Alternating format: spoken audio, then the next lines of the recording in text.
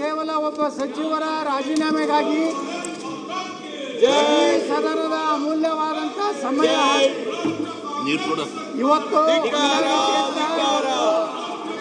ಕರ್ನಾಟಕ ವಿಧಾನಸಭೆ ಅಧ್ಯಕ್ಷರೇ, ಕರ್ನಾಟಕದಲ್ಲಿ ಕೃಷ್ಣ ಮತ್ತು ಕಾವೇರಿ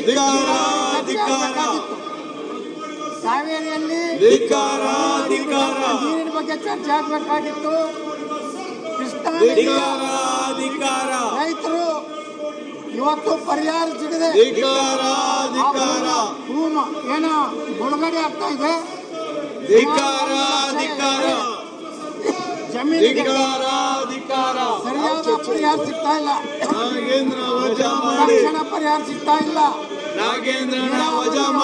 ಸಂಪೂರ್ಣ ಸ್ಥಗಿತ ಆಗಿವೆ. ಕರ್ನಾಟಕದಲ್ಲಿ ರಾಜೀನಾಮೆ ಕೊಡಲೇಬೇಕು, ಬರಗಾಲ ಇವತ್ತು ಕೊಡಲೇಬೇಕು. ಅದರ ಬಗ್ಗೆ ಚರ್ಚೆ ಮಾಡಬೇಕಾಗಿತ್ತು. ರಾಹುಲ್ ಗಾಂಧಿ ಮನೆಗೋಯ್ತು, ಚರ್ಚೆ ಮಾಡದೆ ದಿನಾಲು ಪ್ರಿಯಾಂಕಾ ಗಾಂಧಿ ಮನೆಗೋಯ್ತು, 11 ಗಂಟೆಯಿಂದ ನಿರಂತರವಾಗಿ ಪ್ರಿಯಾಂಕಾ ಗಾಂಧಿ ಮನೆಗೋಯ್ತು. ಸಮಸ್ಯೆಗಳ ಬಗ್ಗೆ ಚರ್ಚೆ ಮಾಡಬೇಕಂತ ಉದ್ದೇಶದಿಂದ ಇವತ್ತು ಬಿಡದಿ ರೈತರು ಸುಮಾರು 600 ದಿವಸ ಆಯ್ತು ಅಲ್ಲಿ ಧರಣಿ ಸತ್ಯಾಗ್ರಹ ಮಾಡ್ತಾ ಇದ್ದಾರೆ. ಮತ್ತು ಅನೇಕ ಕಡೆ ಕರ್ನಾಟಕ ಸರ್ಕಾರ ನಾಗೇಂದ್ರನ್ನ ವಜಾ ಮಾಡಿ ಕೃಷಿಗೆ ಯೋಗ್ಯ ಭೂಮಿಯನ್ನ ಇವತ್ತು ಅಧಿಕಾರ ಇಡೀ ಕರ್ನಾಟಕದಲ್ಲಿ ಭೂ ಸ್ವಾಧೀನದ ಒಂದು ಸರ್ಕಾರ, ರಿಯಲ್ ಎಸ್ಟೇಟ್ ಇವತ್ತು ಸರ್ಕಾರ ನಡ್ಕೋತಾ ಇದೆ. ರಾಜ್ಯದಲ್ಲಿ ಸುಮಾರು 4,80,000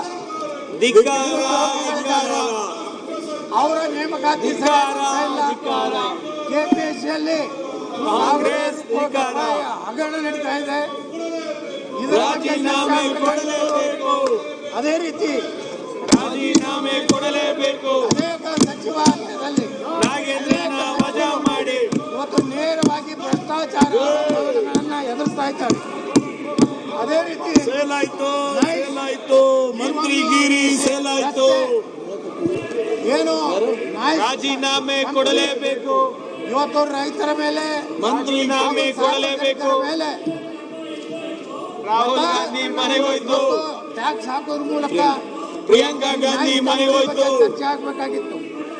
ಸೋನಿಯಾ ಗಾಂಧಿ ವಜಾ ಮಾಡಿ, ಇವತ್ತು ಖಾಸಗಿ ಮಾಲೀಕರು ಸೋನಿಯಾ ಗಾಂಧಿ ವಜಾ ಮಾಡಿ, ಏನು ಹೊಸ ಭ್ರಷ್ಟರಿಗೆಲ್ಲ ಅಧಿಕಾರ ಏನು ಹೊಂದಿದೆ ಅದ್ರ ಬಗ್ಗೆ ಚರ್ಚೆ ಭ್ರಷ್ಟರಿಗೆಲ್ಲ ಆಗಬೇಕು. ಅಧಿಕಾರ, ಇವತ್ತು ನಿನ್ನೆ ಅಧ್ಯಕ್ಷರೇ ಭ್ರಷ್ಟರಿಗೆಲ್ಲ ಅಧಿಕಾರ ನಿರಂತರವಾಗಿ ಅದಾನಿ ಗ್ರೂಪ್ ಬಗ್ಗೆ ನ್ಯಾಯ ಬೇಕು. ದೇಶದ ಶ್ರೀಮಂತ ನಾಗೇಂದ್ರನ್ನ ವಜಾ ಮಾಡಿ, ಒಂದು ರೀತಿ ನಾಗೇಂದ್ರನ್ನ ವಜಾ ಮಾಡಿ ದೇಶದ ಪ್ರಧಾನಮಂತ್ರಿಗಳು ಮೇಲೆ ನಿರಂತರವಾಗಿ ದಾಳಿ ಮಾಡ್ತಾ ಇದ್ರು. ಆದ್ರೆ ಅದೇ ಅದಾನಿಯವರ ಜೊತೆಗೆ ಕರ್ನಾಟಕದ ಮುಖ್ಯಮಂತ್ರಿಗಳು ಇವತ್ತು ಸಭೆ ಮಾಡ್ತಾ ಇದ್ದಾರೆ. ಮಂತ್ರಿಗಿರಿ ಸೇಲಾಯ್ತು, ಮಂತ್ರಿಗಿರಿ ಸೇಲಾಯ್ತು, ಮಂತ್ರಿಗಿರಿ ಸೇಲಾಯ್ತು, ಮಂತ್ರಿಗಿರಿ ಸೇಲಾಯ್ತು.